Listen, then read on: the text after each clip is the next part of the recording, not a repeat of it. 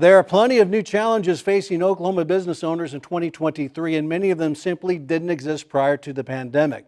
From navigating AI technology to juggling hybrid work schedules to retaining top talent during a worker shortage, so much has changed in the last 3 years. But as Joe Filomeno reports from Stillwater, an OSU professor believes she can help. I want to pick back up on the ghostwriter angle, even though I was always one that was really pushing for like in office. I always thought that was really, really important. Head of the innovation labs at Tailwind, a marketing software company in Oklahoma City, Greg Starling says his company struggled with going virtual during the pandemic. Probably one of our biggest fears is not being in the office together, not being able to whiteboard and kind of just get up and around and spitball and see kind of where things went. It was difficult figuring that out. According to their website, Tailwind currently has 51 full-time employees. I would say the majority of our company is fully remote, with some people hybrid, and then 1 or 2 people that go into the office every day. A recent study of the future of the workforce in Oklahoma shows that Tailwind was not alone. Before the pandemic, employers were saying that around 70% of their workers were fully on-site in person.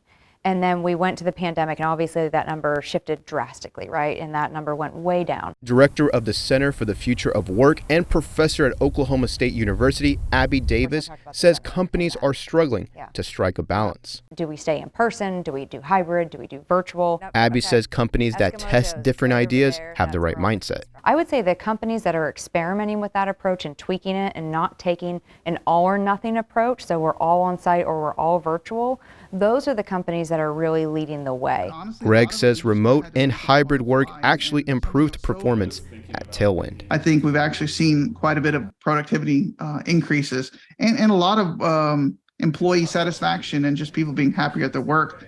It's been a long process. Window World in Oklahoma City faced a different problem during the pandemic.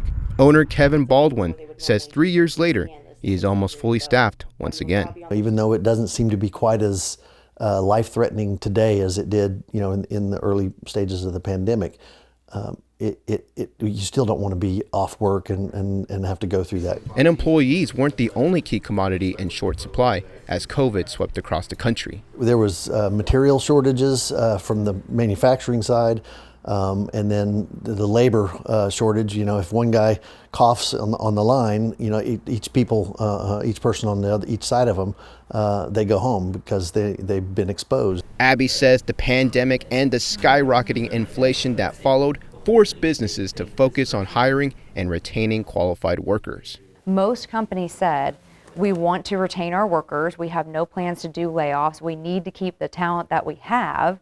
They may have to, limit bonuses or limit pay increases, but inflation has definitely played a role, but employers are doing everything they can to hang on to the talent that they need. She thinks companies must be proactive when addressing workforce issues. What are the populations that you haven't recruited in the past? So for example, only 10 out of 220 employers in this study said that they actively recruit individuals that have justice-involved backgrounds. That's called second chance employment. Only 10, that's huge. And those individuals need to find work. And so I think being proactive with that strategy, being proactive in how you recruit individuals over the age of 55. She believes companies should also embrace modern technology. You want to make sure that you have the technology that you need to drive your business forward. Abby Davis says that cost obtaining technology continue to be a main hurdle for Oklahoma businesses. Cost is the #1 hurdle to implementing these new technologies, but I don't think it necessarily has to be the shiniest software system. Window World has also updated its consumer-based technology. Our Window World Corporate has developed our own CRM. CRM stands for Customer Relationship Management, a tool used to organize customer data and improve business relationships. Developed a process for communication to where we can somewhat automate it. And then when somebody replies back, we get those responses, and it's real time. I don't believe that robots are taking over the world. Abby believes AI could help future work, not hurt it. We are seeing some really cool, emerging, innovative technologies that are going to help complement work, not take over work. And while that's great for employers, employees must embrace change in the workplace as well. it has changed and it's always changing. So don't think that, okay, the job market is very hot and I'm always going to be able to find a job.